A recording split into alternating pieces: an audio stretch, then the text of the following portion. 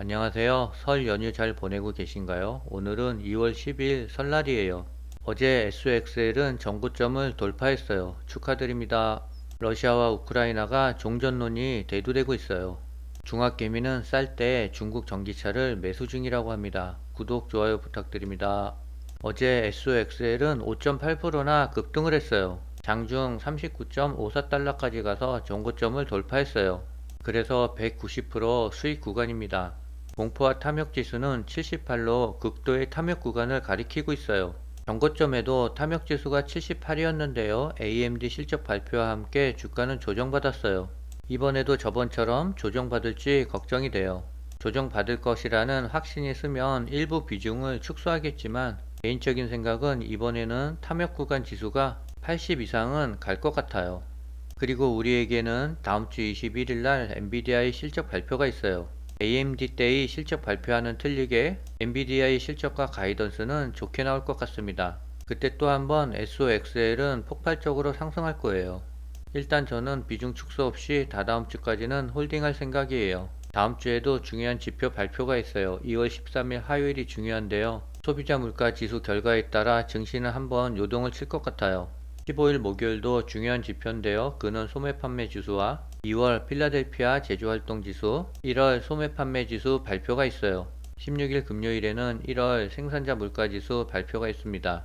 S&P 500이 사상 처음으로 종가 기준 5천선을 넘었어요. 이날 주가를 끌어올린 것은 11월 소비자 물가 지수였는데요. 미국 정부는 12월 CPI 상승률을 당초 발표했던 0.3에서 0.2로 하향 조정했어요. 식품과 에너지를 제외한 핵심 인플레이션 수치는 동일했고요. 1월 CPI 지수는 다음 주 화요일 발표 예정입니다. 인베스트넷의 공동 최고 투자 책임자는 CNBC와의 인터뷰에서 결국 우리는 여전히 경제 측면에서 엄청난 호재인 인플레이션 완화 추세를 보고 있으며 시장은 이에 반응하고 있다라고 평가했어요. 엔비디아가 무서운 속도로 계속 상승하고 있어요. JP 모건에서는 목표 가격을 800달러로 봤는데요. 조금 더 상향해야 될 것 같습니다. 엔비디아가 맞춤형 AI 칩 시장 공략에 나섰다고 보도했어요. 소식통에 따르면 엔비디아는 최근 첨단 AI 프로세스 등 클라우드 컴퓨팅 기업들을 위한 맞춤형 칩 설계에 초점을 둔 새로운 사업부를 구축하고 있대요.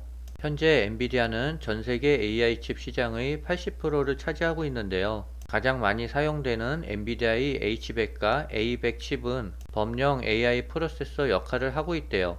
이에 많은 기업들은 자신들의 특정한 필요를 위한 내부 칩을 개발하고 있대요. 엔비디아의 칩이 범용인 까닭에 비용과 에너지가 많이 들기 때문이래요.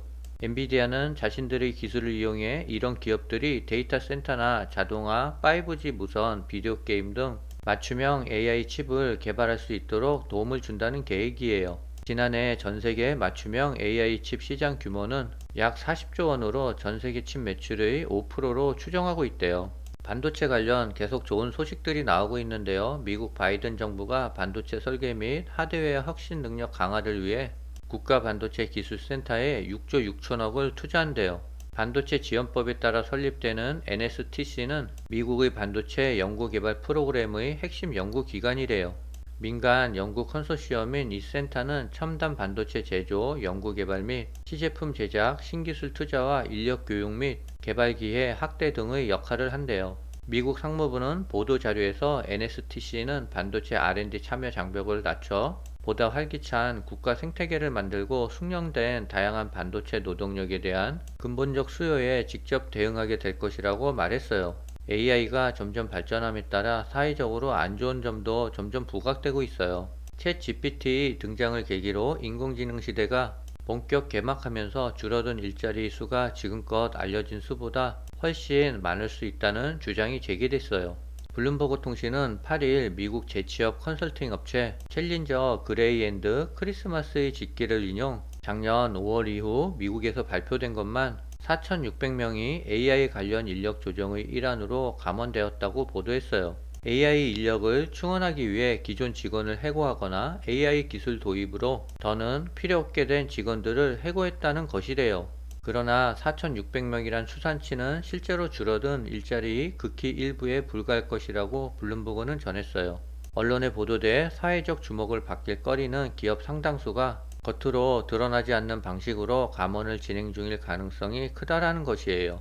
테일러 CEO는 대표적으로 쓰이는 방식은 신규 채용을 줄이는 것이라면서 지금부터 3년 뒤면 많은 기업의 조직이 슬림화된 걸 볼 수 있을 것이라고 내다봤어요. 실제로 여론조사 기관이 글로벌 500대 기업 인사 담당자들을 대상으로 실시한 조사에선 응답자 4명 중 3명이 향후 3년 이내에 소속 기업에서 AI가 기존 일자리를 대체하는 양상을 볼 수 있을 것이라고 답했어요.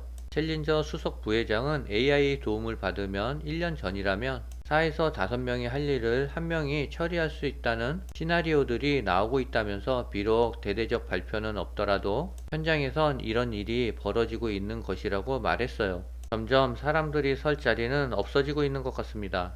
푸틴 대통령이 2년 가까이 전쟁 중인 러시아와 우크라이나가 조만간 합의에 도달할 것으로 말했어요. 푸틴은 9일 공개된 터커 칼슨 전 폭스 뉴스 앵커와의 인터뷰에서 협상을 통해 우크라이나 분쟁을 해결하길 원한다며 이같이 밝혔대요. 인류의 불행인 전쟁이 빨리 종료됐으면 좋겠습니다. 전쟁이 종전되면 전 세계는 우크라이나 재건을 위해 경제는 또 한 번 활성화를 맞이할 것 같아요.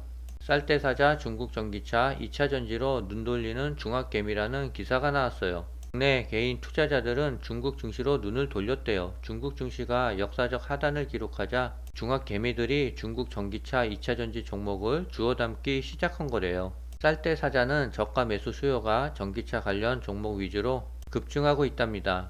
10일 한국예탁결제원에 따르면 올해 1월 한 달간 중학개미가 가장 매수한 것은 CATL이래요. 약 15억 3천만 원을 사들였대요.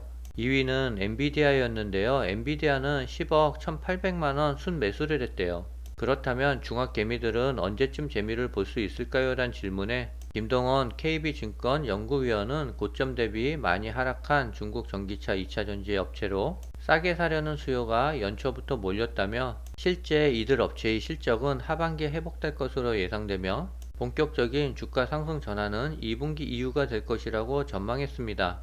8일 업계에 따르면 비아디는 세계 20개국에 운영되는 차량 리스 서비스 기업 아르발과 유럽 사업 강화를 위한 협약을 지난 6일 체결했대요. 아르발은 글로벌 170만 대가 넘는 리스 차량을 관리하는데 유럽 전역의 친환경차 라인에 비아디 전기차를 추가할 계획이래요. 이번 협력에는 비아디 유럽 공략이 성공했다라는 평이에요. 비아디는 지난해 유럽의 주요국인 영국, 프랑스, 독일 등 19개국에 250개 이상 대리점을 구축했는데요. 아르발과 비아디는 이번 협력을 통해 전기차 리스 사업에 중요한 현지 서비스와 고객 경험 보장이 가장 큰 핵심이었다라고 설명했어요.